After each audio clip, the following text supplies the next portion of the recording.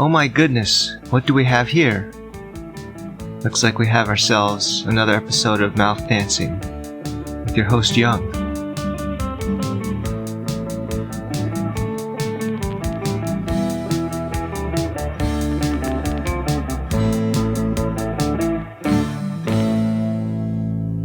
Thanks so much for tuning in every week. It's a very special thing for me to talk into this microphone and then to record the sound from the microphone and then to edit the podcast every week and then for you to, or then I have to upload it too, and then for you to listen to it after it's been uploaded. It's pretty special and magical. The wonders of technology. Also, I put a lot of hard work into this. So, I'm gonna appreciate myself for that. For just a second. But not too long. Appreciating yourself too much is kind of embarrassing, right? Kind of wanted to talk about this notion of embarrassment. Also, people are always saying something is cringe online these days, right? Something is just embarrassing, right? Or just not cool. Someone's trying to be cool, but it's coming off as not cool. People say, oh my god, that's so cringe. I'm cringing right now. I'm literally cringing right now. I have a problem with these people, actually. If you get embarrassed too easily, there's something wrong with you. It means you're uptight. It means you have too much shame. And you need to let go of that. Because no one cares. Well, people care, but it doesn't matter that they care. It's like, people say you have only this one life, right? You got one life. You better live it. Like that Bon Jovi song, right? It's my life. It's now or never. I'm not gonna live forever. I just want to live while I'm alive. It's my life. You gotta live your life. Don't worry too much about embarrassing yourself or how others are gonna think about, what you're doing, how they're gonna receive it. Maybe they're gonna laugh at you. Who cares? Right? And if you cringe that easily, what are you even doing on the internet in the first place? The internet is full of cringy, embarrassing stuff. Especially social media, right? That's like the whole point of it almost, it seems like. People, putting themselves out there. And a lot of it's going to be embarrassing because people are embarrassing. That's just the society we live in. If you do something, someone's going to find it embarrassing. Someone out there is going to be uptight about it. There's probably people, who don't like it if you wear short shorts, right? Some people are going to like it, but then some people, when they see you, they're going to cringe. They say, ew, that person's shorts are too short. I can see the bottom of their butt cheeks, and that's embarrassing to me. Well, it's not embarrassing to the person wearing the shorts, obviously, because they're doing it and they don't care. So, all of you out there who cringe easily, you need to get over yourselves and just let it go. Or, you just log off the internet and shut the fuck up because no one cares about your fucking opinions. How about that?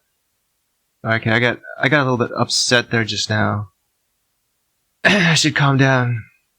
I should manage my anger because anger's not a good thing. Well, actually, I think it can be a good thing. It can be a motivator, it can drive you. I think as long as it doesn't lead to violence or abuse of other people, I think anger can be a good thing if you channel it in the right direction. So you don't want to get too zen, in my opinion. Some people think that's a good thing, being super mellow to the point where you don't care about anything, but I disagree. I don't think that's a good thing. You ever hear that laughing is good for you? They say laughter is the best medicine, right? But I think that too much laughter can be bad too. If you're letting so loose that you're just laughing at everything, it kind of reminds me of the Joker, right?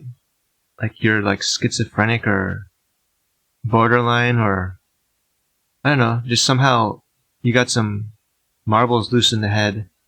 If you laugh too much, it means you're too relaxed, right? And if you get too relaxed, you could become incontinent and possibly pee yourself or poo yourself, and that actually happens. You hear sometimes people say, I laughed so hard I peed a little bit. That's like a real thing. So I mean, even like laughter, you need that in moderation. You don't want too much of it. You don't want to hurt yourself either from laughing too hard. I think that's possible. Like you could actually, like maybe possibly injure yourself from laughing too hard. So you gotta watch out for that too. And sometimes when people laugh, they have a really weird looking face, right? Some people's laughing faces are kind of grotesque looking. And I know you're probably gonna say, but didn't you just say that you shouldn't cringe or be embarrassed by stuff? Well, I'm not talking about cringing at the person's face. I'm talking about being disgusted by their laughing face. And that's different from embarrassment. I think. Maybe they're kind of related to each other. But I think it's different. You're like, and then they make this weird face where it's all contorted. And like you could see the inside their mouth and there's like slobber flying out. That slobber could possibly land on your face and give you COVID. Or it could get in your food. I mean, even if there's no virus in their slobber, it's just gross if someone slobbers in your food, right? You don't want to eat that. I don't, at least. I mean, I'd rather not eat someone's slobber. But it's also on the person to not make the other person laugh too much. Like if you're making people around you laugh too much to the point where they're like shitting themselves or hurting themselves or slobbering on your food or on the table, that's kind of on you too a little bit. So maybe you should dial it back a bit because no one hired you to be a clown, you know. We wanted your company, but we didn't necessarily want a clown in our midst. We just wanted to enjoy ourselves and have some chit chat and maybe enjoy some delicious food or something, but we don't need, a literal clown among us making jokes and doing gags and causing people to laugh excessively, you know. That's kind of unnecessary and it's uncalled for and it's unasked for. It's basically unsolicited. It's kind of non-consensual too. I didn't agree to it before hanging out with you that I think it's okay that you could just make me laugh the whole time to the point where I'm feeling physical discomfort, you know? What are your guys' thoughts on the lottery? You probably live somewhere where they have a lottery, right? I think pretty much every state has a lottery. Different countries too have lotteries. Like I know in Japan they have the same thing, you know, you could buy lottery tickets and for a chance to win millions of dollars maybe or whatever the currency is in that place. I think it's kind of messed up, to be honest, because you're selling people a lie. What are the chances of winning 1 in 20 billion or something? It's like for every dollar in the prize money is how many chances you have to win that ticket, right? So if it's a $20 million lottery ticket, your chances of winning that are 1 in 20 million. I heard you're more likely to get struck by lightning. So if I walk out my door and buy a lottery ticket, I have a better chance of getting struck by lightning on the way home. I mean, there's a chance that it'll happen, but it's very, very unlikely. And, you know, you're just giving people false hope. How gambling addictions are created. And it's weird, too, that why is our government allowed to basically run like a casino through the lottery ticket system? But then you can't have casinos, you know, businesses, they're not allowed. Gambling businesses are not allowed. Except like on Indian reservations usually. Or in Nevada, like they have it, it's legal in Nevada, but most places in America it's illegal, but then the government does a lottery ticket system. That's kind of fucked up, isn't it? Kind of reminds me of the military. You're not allowed to like be violent towards people, but if you join the military, you can go to another country and kill people because the government said it's okay. So basically, as long as the government is profiting from it, it's okay. But if you're a normal citizen, you can't do it just on your own. I thought this was a free country. Turns out it's not a free country. You can get arrested for all kinds of things, you know. For everything, there's a law, basically. And, you know, I don't want laws governing everything I do. Because I've been told that I live in a free country. And I want that freedom that I've been promised. And the whole lottery ticket system feeds into that. well, I'm free to go buy a lottery ticket, right? But I'm not free to have a poker game with my friends unless we bet under a certain amount of money.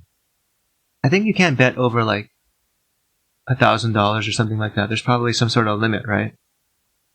But as long as you bet under that, it's okay because it's just a casual recreational poker game. But then I could go to the convenience store and buy like 1,000 lottery tickets or more. That's betting more than $1,000. That's gambling. Lottery tickets are gambling, and they're state sanctioned. The government's just a big casino. It's fucking us all over. They're just taking us all one by one and just fucking us all over. Like in an alley, you know? We didn't ask for it. But there we are with our, the freaking pants in around our ankles. Just getting rammed by the government. And there's nothing we can do about it because it's the government. And if we don't listen to them, they'll do something to us. They'll send the police after us. They'll file a lawsuit. They might even frame us for a crime we didn't commit. They might make us disappear. They might send a drone over and kill you with a drone. They might make you disappear. Yeah, America does that too, not just other countries. You think I'm kidding around? You think this is just some kind of a silly conspiracy theory? But it's not. Why are they allowed to have lottery tickets if what I'm saying is not true? I can basically it's legal for me to go to the convenience store and spend all my life savings on lottery tickets to the point where I'm just destitute and out of house and home, no family, no friends, living on the street, begging for money because of the state-sanctioned lottery ticket system. But then I can't bet $1,000 that, the Dallas, what's their faces? The Dallas Cowboys are going to beat the Atlanta, Chicken Hawks. How come there are no sports teams with a ninja mascot in America? Americans are really obsessed with ninjas. Anyway, that's not the point I was trying to make either. I was just talking about betting and gambling. And the government tells you what you're allowed to gamble on and where. But then it's illegal otherwise. It's all regulated, basically. You know how, like, with abortion, people say, keep your hands off my body, the government? Well, the government needs to keep their hands out of my gambling life, too. It's none of their business. Having, only one choice is not really a choice, is it? I'm only allowed to gamble with lottery tickets? I don't consider that freedom. And I don't consider it American. I mean, it's not American that you're more likely to get struck by lightning than to win the lottery, right?